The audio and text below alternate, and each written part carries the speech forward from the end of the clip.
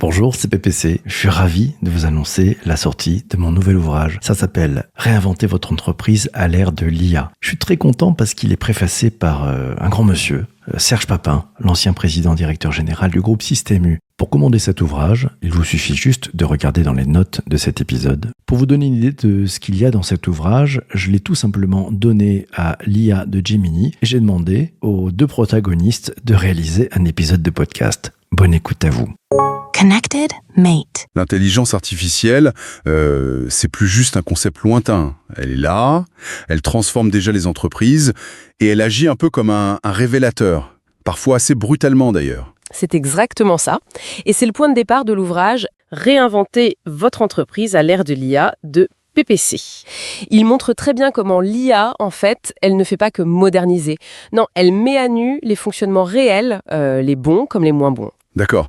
Et donc notre objectif aujourd'hui, ce n'est pas tant de résumer tout le livre, qui est assez dense, mais plutôt de plonger dans les questions de fond qu'il soulève, les tensions qu'il expose. Exactement.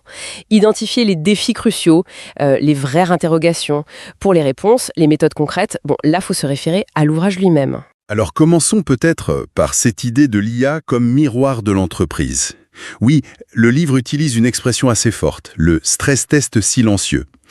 L'IA, quand on l'intègre, elle révèle sans pitié l'écart qu'il y a entre la théorie, l'organigramme officiel, les beaux processus sur le papier et la réalité du terrain, c'est-à-dire l'inertie, les lenteurs, les jeux de pouvoir informels. Tout à fait.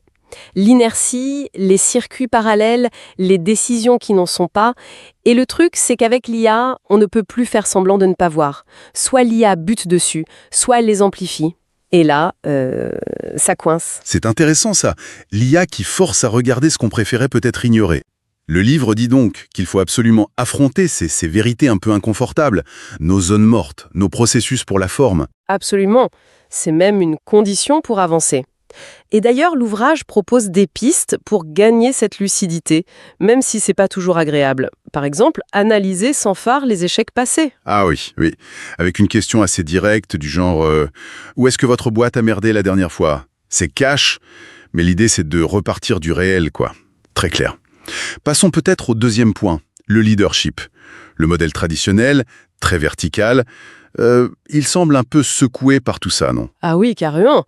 L'IA, elle permet d'agir beaucoup plus vite, de manière plus directe. Ça court-circuite un peu les étapes de validation hiérarchique habituelles. Le livre parle de nouveaux leaders, ceux qui pratiquent le design doing. Le design doing, le comité exécutif? Oui, l'ouvrage insiste beaucoup là-dessus. Le COMEX doit devenir un organe vraiment branché sur ce qui se passe. Donc plus d'impulsion, voilà. D'où la question, comment on réinvente la gouvernance pour qu'elle accélère au lieu de freiner, mais sans partir dans tous les sens? Le livre demande aux dirigeants, quel leader êtes-vous face à l'IA? C'est une vraie interpellation. Logique. Et ça nous amène directement à la stratégie. Si tout va plus vite, si tout est moins prévisible, qu'est-ce qu'on fait des beaux plans stratégiques à 5 ans? Eh bien, ils prennent un sacré coup de vieux.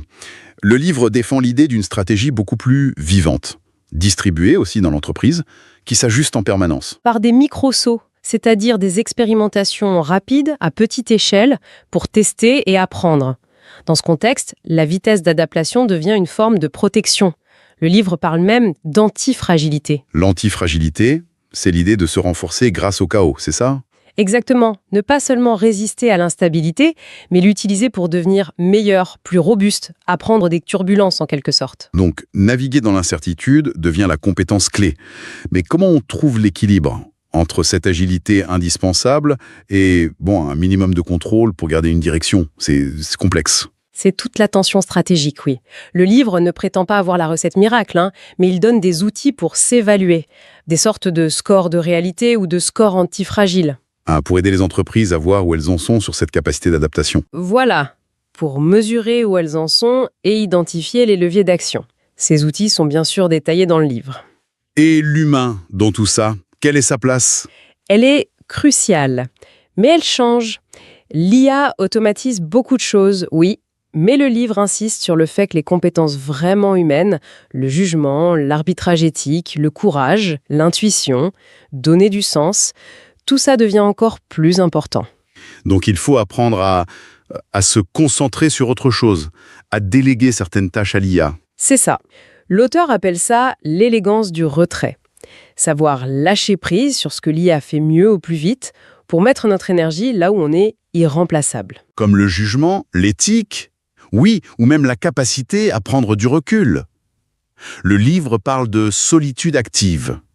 Se ménager des temps pour réfléchir, pour discerner face au flot d'infos que l'IA peut produire. Et puis, les rôles évoluent. Le manager de proximité, par exemple, son rôle redevient peut-être essentiel pour le lien humain, l'accompagnement. Donc, la grande question, la tension ici, c'est où se trouve la valeur ajoutée humaine qu'on ne peut pas remplacer ? Et quelles compétences, personnelles et collectives, deviennent absolument critiques ? C'est exactement ça. Pour résumer, on voit bien que l'IA, c'est beaucoup plus qu'une technologie.